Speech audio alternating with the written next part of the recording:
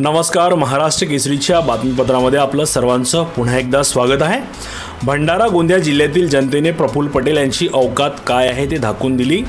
नाना पटोले यांचे स्टेटमेंट। तर नाना पटोले सारख्या चिल्लर नेत्यांनी मोदीवर बोलणे हे योग्य नाही। परिणय दादा फुके यांचे स्टेटमेंट। काय आहे हे स्टेटमेंट आणि यामागची काय पार्श्वभूमी आहे आपण सध्या पाहणार आहोत। 4 जून रोजी लोकसभेचे निकाल आल्यानंतर भंडारा गोंदिया जिल्ह्यातील नेत्यांनी केलेले वक्तव्य सध्या सोशल मीडियावर व्हायरल होत आहे। हे साधेसुधे कुठल्या पक्षाचे कार्यकर्ते नसून माजी मंत्री दर्जाचे नेते असल्याने अधिकच ट्रोल होत आहे। यात भाजपचे माजी मंत्री परिणय दादा फुके आणि माजी मंत्री प्रफुल्ल पटेल यांचे व्हिडिओ सध्या सोशल मीडियावर व्हायरल होत आहेत। सदर व्हिडिओ कुणी स्टेटसवर तर ठेवले तर कुणी व्हॉट्सअपवर व्हायरल करीत आहेत। विशेष म्हणजे हे व्हिडिओ विविध चॅनलच्या यूट्यूब चॅनलवर देखील उपलब्ध आहेत। प्रथम आपण पाहणार आहोत की माजी मंत्री प्रफुल्ल भाई पटेल यांनी एका सभेदरम्यान भंडारा गोंदिया येथील नेत्यांची औकात काढली होती। म्हणजे नकळत त्यांनी नाना पटोले यांच्यावर टीका केली होती। दरम्यान जनतेत चर्चेला उधाण आले होते। काय आहे स्टेटमेंट ते पाहूया आपण। ते म्हणाले, मोठी घोषणा करतात त्यांनी आपल्या तालुक्याचा भला केला नाही तर जिल्ह्याचा विकास करणे फार दूरची गोष्ट आहे। आणि म्हणून मित्रांनो, आम्ही पाहतो ना कोण किती औकातचा माणूस आहे। गोष्ट करतात त्यांनी आपला तालुक्याचा भला नाही करू शकले, जिल्ह्याचा विकास करण्याचा तर फार दूरची गोष्ट झाली आहे। आणि म्हणून मित्रांनो, आम्ही पाहतो ना कोण किती औकातचा माणूस आहे। याच व्हिडिओचा रेफरन्स देत नाना पटोले यांना एका पत्रकाराने विचारणा केली असता पटोले म्हणाले की त्यांना या जिल्ह्यातील जनतेने नेता केलं होतं आणि या जिल्ह्यातील जनतेची त्यांनी औकात काढली होती। म्हणून भंडारा गोंदिया जिल्ह्यातील जनतेने प्रफुल्ल पटेल यांची औकात काय आहे ते दाखवून दिली आहे, असं स्टेटमेंट नाना पटोले यांनी माध्यमांना दिलं आहे। बघा, त्यांना या जिल्ह्याच्या जनतेने नेता केलं होतं, पण या जिल्ह्याच्या जनतेची चौकात त्यांनी काढलेली होती आणि म्हणून भंडारा गोंदिया जिल्ह्याच्या जनतेने प्रफुल्ल पटेलची औकात काय आहे हे दाखवून दिलेलं आहे। तर दुसरा व्हिडिओ पाहिल्यास नाना पटोले मीडियाला स्टेटमेंट देतात की भंडारा गोंदिया लोकसभा ही काँग्रेस पक्ष जिंकेल आणि त्याबद्दलची तयारी सुरू झाली आहे। आम्ही भंडारा गोंदिया जिल्ह्याची जनता ही सातत्याने अन्यायाच्या विरोधात लढणारी राहिली आहे। तुम्हाला माहितीसाठी सांगतो की ही निवडणूक बीजेपी काहीही रणनीती करेल तरी भंडारा गोंदिया जिल्ह्यातील जनता ही काँग्रेसच्या उमेदवारालाच मतदान करेल आणि त्याचा विश्वास आमच्या प्रती आहे आणि त्या आधारावर या निवडणुका होतील।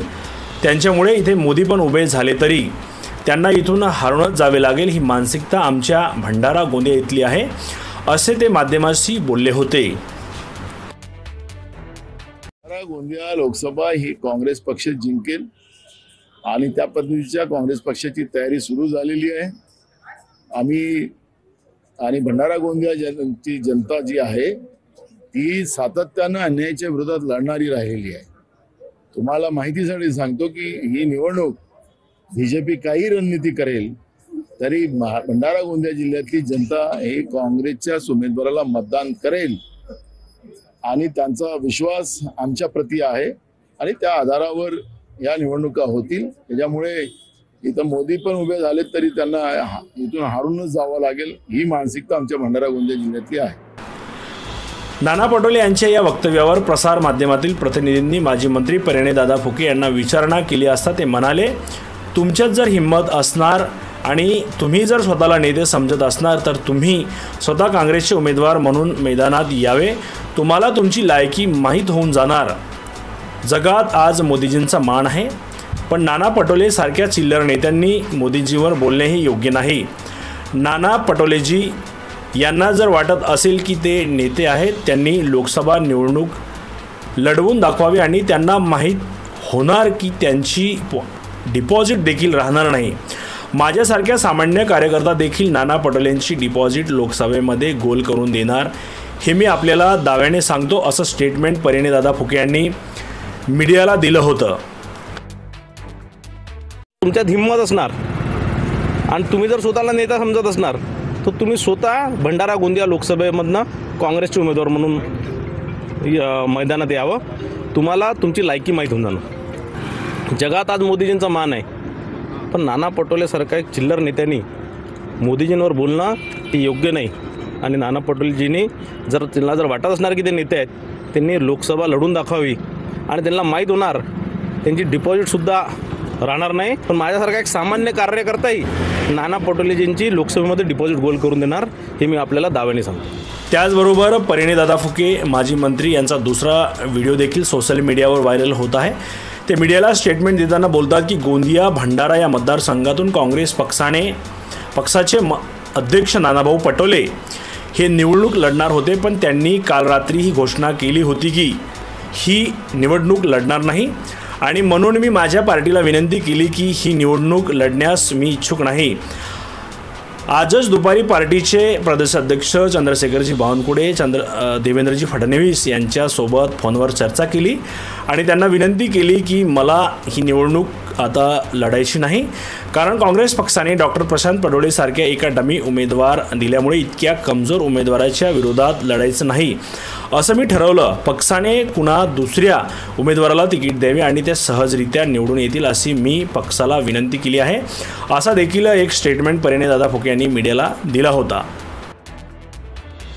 बघा, असं आहे की या गोंदिया भंडारा मतदारसंघातनं काँग्रेस पक्षाचे अध्यक्ष सन्माननीय नानाभाऊ पटोले हे निवडणूक लढणार होते, पण त्यांनी काल रात्री घोषणा केली की ते ही निवडणूक लढणार नाही. आणि म्हणून मी सुद्धा माझ्या पार्टीला विनंती केली की मी ही निवडणूक लढण्यास इच्छुक नाही.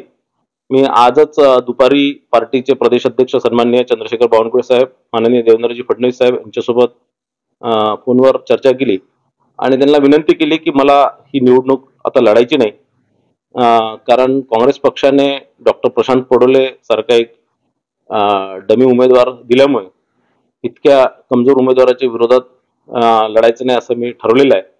आणि निश्चितच पक्षाने दुसऱ्या कोणत्या उमेदवाराला तिकीट द्यावी आणि ते सहजरित्या निवडून येतील असं मी पक्षाला विनंती केलेली आहे. हे व्हिडिओ काँग्रेस पक्षाला आणि नेत्यांना चॅलेंज देणारे ठरले होते. कदाचित काँग्रेस पक्षाचे उमेदवार डॉक्टर प्रशांत पडोळे जर ही निवडणूक हरले असते तर या व्हिडिओला अधिक महत्त्व आले असते, परंतु काँग्रेस पक्षाचे नवनिर्वाचित खासदार डॉक्टर प्रशांत पडोळे यांची काँग्रेस पक्षामध्ये पूर्वी कुठलीही भूमिका नसताना देखील जनतेने त्यांना भरभरून मताने निवडून दिले.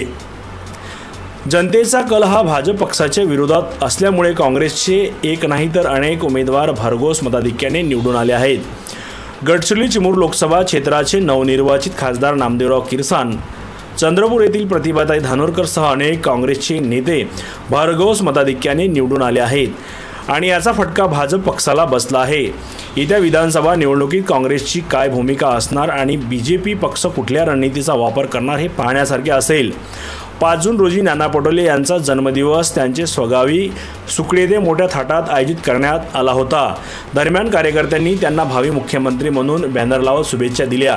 म्हणजेच येत्या काळात विधानसभा निवडणुकीमध्ये देखील नाना पटोले आपला जादू दाखवणार. त्यांनी एका वृत्तपत्राला दिलेल्या स्टेटमेंटमध्ये सांगितले आहे की काँग्रेस पक्ष राज्यात 150 जागा लढणार आहे.